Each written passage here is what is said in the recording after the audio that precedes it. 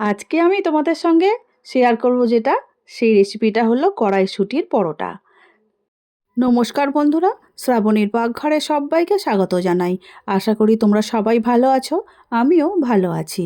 আজকে বছরের শেষ, আগামী বছর শুরু হয়ে যাবে কাল থেকেই।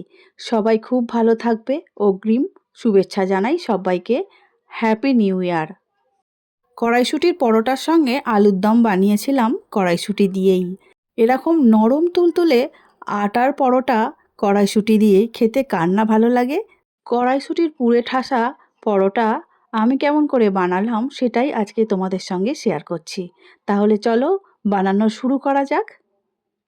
ঝাল অনুসারে কাঁচা লঙ্কা নিয়েছি আদা, আর যে কড়াইশুঁটিগুলো ছাড়িয়ে রেখেছিলাম সেই কড়াইশুঁটি একসঙ্গে মিক্সিং জারের মধ্যে দিয়ে দিচ্ছি। দিয়ে খুব ভালো করে একটা ফাইন পেস্ট বানিয়ে নিতে হবে। কড়াইশুঁটি যেন একদম মিহি হয়ে যায়, না হলে লুচি বা পরোটা যাই করা হোক না কেন বেলার সময় কিন্তু ফেটে যেতে পারে, বেরিয়ে আসতে পারে। আর যদি পেস্টটা খুব ভালো হয় তাহলে কিন্তু খুব ভালোভাবে বেলাও যাবে আর ভাজার সময় ফাটবেও না।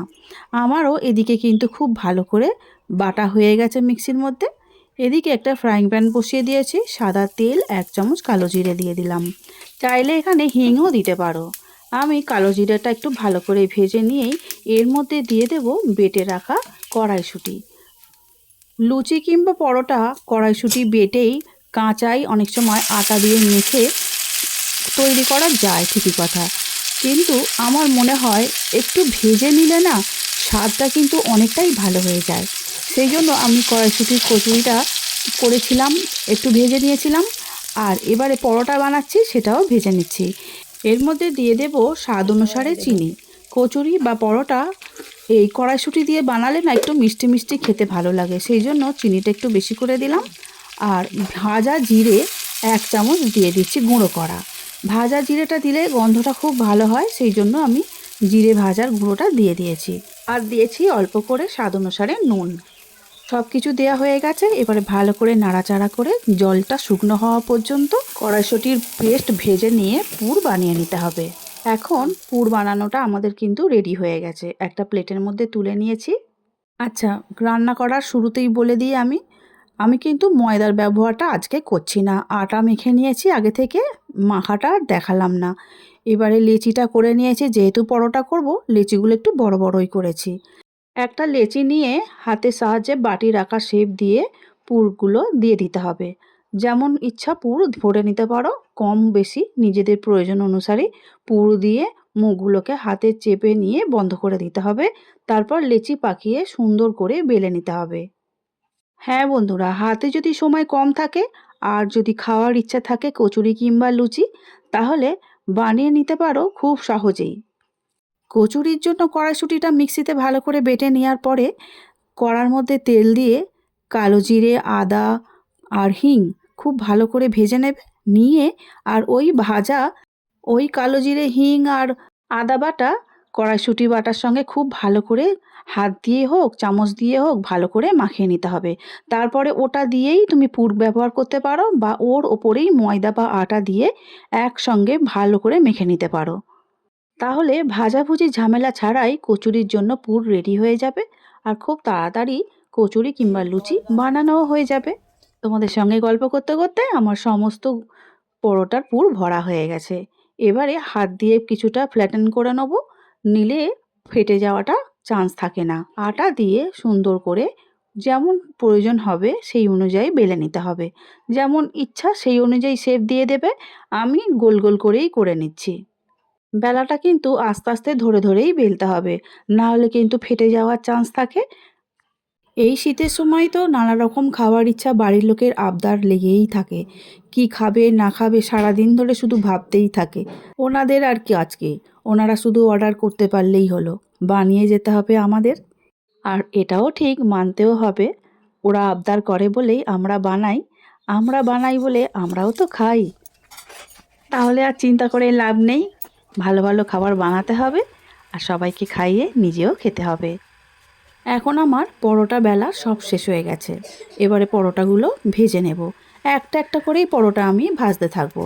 তাওয়া বসিয়ে দিয়েছি, তেল ছাড়াই একটা পরোটা দেওয়ার পরে এপিট ওপিট করে সুন্দর করে আগে ভেজে নেব। তারপরে অল্প করে তেল দিয়ে দেব। তেলটা এখানে আমি কম করেই দিচ্ছি, তোমরা চাইলে তেলটা আর একটু বাড়িয়ে দিতেই পারো। আমি এখানে 2 চামচ করে সাদা তেল দিয়েছি আর এদিক ওদিক করে সুন্দর করে ভেজে নিচ্ছি। পরোটা ভাজার সময় স্প্যাচুলা দিয়ে যদি ওপর থেকে একটু চেপে চেপে ধরে ভাজা হয় তাহলে পরোটাগুলো সুন্দর করে ফুলতে থাকবে। দেখে নিশ্চয়ই বুঝতেই পারছো পরোটা খুব সুন্দর করে ফুলে উঠেছে দুখোলভাবে। আর বেশি ভাজবো না, এই পরোটা আমি এইভাবে ভেজে নিয়েছি, একটা প্লেটের মধ্যে তুলে নিচ্ছি। আবারও পরের পরোটা তাওয়ার মধ্যে দিয়ে দিচ্ছি। একইভাবে এপিট ওপিট করে শুকনো ভালো করে ভেজে নেবার পরেই 2 চামচের মতো তেল দিয়ে পরোটাগুলো ভেজে নেব। পরের পরোটাও দেখতেই পাচ্ছ কত সুন্দর করে দুখোল হয়ে ফুলে যাচ্ছে। হ্যাঁ, এইভাবে প্রত্যেকটা পরোটা একই রকম করে ভেজে নেব।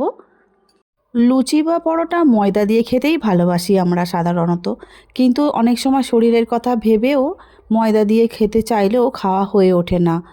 সেই কথা ভেবেই আজকে ময়দা দিয়ে না বানিয়ে আটা দিয়েই পরোটাগুলো বানিয়ে ফেললাম। তবে আজকে আটা দিয়ে বানিয়েছি, অন্যদিন ময়দা দিয়ে বানিয়ে খেয়ে নেব, এটা নিয়ে কোনো সমস্যা নেই। লাস্ট পরোটা আবারও ভেজে নিচ্ছি, তাওয়ার মধ্যে দিয়ে দিয়েছি। এইভাবেই আমি সমস্ত পরোটাগুলো উল্টে পাল্টে লাল লাল করে তেল দিয়ে ভেজে নেব। তারপরে আমাকে একটু তরকারি বানাতে হবে, ওই আলুর দম। কীভাবে তাড়াহুড়ো করে অল্প সময়ের মধ্যে আলুর দমটা বানালাম সেটাই তোমাদের সঙ্গে শেয়ার করছি। কড়াই তেল দিয়ে আলুগুলো দিয়ে দিলাম। খুব ভালো করে আলুগুলো ভেজে নেওয়ার পরেই এর মধ্যে আদা রসুন গ্রেট করে রেখেছিলাম, মানে হামালদস্তিতে থেতো করে নিয়েছিলাম। হাতে সময় খুবই কম ছিল, এইভাবেই করে নিয়েছি। পেঁয়াজ টমেটো সব একসঙ্গে দিয়ে দিয়েছি, খুব ভালো করে নাড়াচাড়া করে কষে নিয়েছি আলুর সঙ্গে। তারপরে দিয়ে দিলাম পরিমাণ মতো নুন, লঙ্কা, হলুদ, জিরে গুঁড়ো, ধনে গুঁড়ো আর কড়াইশুঁটি। খুব ভালো করে আবার একটু নাড়াচাড়া করে নিয়ে কষে নিলাম। কষে নিতে নিতেই কিন্তু না আলুগুলো সিদ্ধ হয়ে গিয়েছিল আর খুব ভালো একটা সেন্টও বেরিয়েছিল, জানো তো। এবারে দিয়ে দিলাম পরিমাণ মতো জল। সব রকম সবজি আলাদা আলাদা করে না ভাজলেও একসঙ্গে ভেজে নিয়ে সুন্দর করে যদি কষে নেওয়া যায় তাহলেও কিন্তু খেতে ভালোই হয়। দেখতেই পাচ্ছ আলুর দম কিন্তু খুব সুন্দর কালারটাও হয়েছে। আমি কিন্তু কোনো কাশ্মীরি লঙ্কা দিইনি, এত সুন্দর কালারটা এসেছে। তাহলে চলো প্লেটটা সাজিয়ে ফেলি। কড়াইশুঁটির পরোটাও রেডি, কড়াইশুঁটি দিয়ে আলুর দমও রেডি। সমস্ত কিছু একসঙ্গে প্লেটের মধ্যে তুলে নিয়েছি। এবারে তো একটু টেস্ট করে দেখতে হবে। আর নরমটা কিন্তু দুর্দান্ত হয়েছে, দেখো আমি একটা দেখাচ্ছি, খুব সুন্দর নরম হয়েছে। আটা দিয়ে বানানো কড়াইশুঁটির পরোটা আর সঙ্গে আলুর দম। আজকে আমার আটা দিয়ে বানানো কড়াইশুঁটির পরোটা তোমাদের কেমন লেগেছে, আর তাড়াহুড়ো করে যে আলুর দমটা বানালাম ওটাও কেমন লেগেছে অবশ্যই কমেন্ট করে জানাবে। আজ তাহলে আসছি, দেখা হবে অন্য দিন নতুন রেসিপি নিয়ে। সবাই খুব ভালো থেকো, সুস্থ থেকো। ভিডিওটি দেখার জন্য অসংখ্য ধন্যবাদ।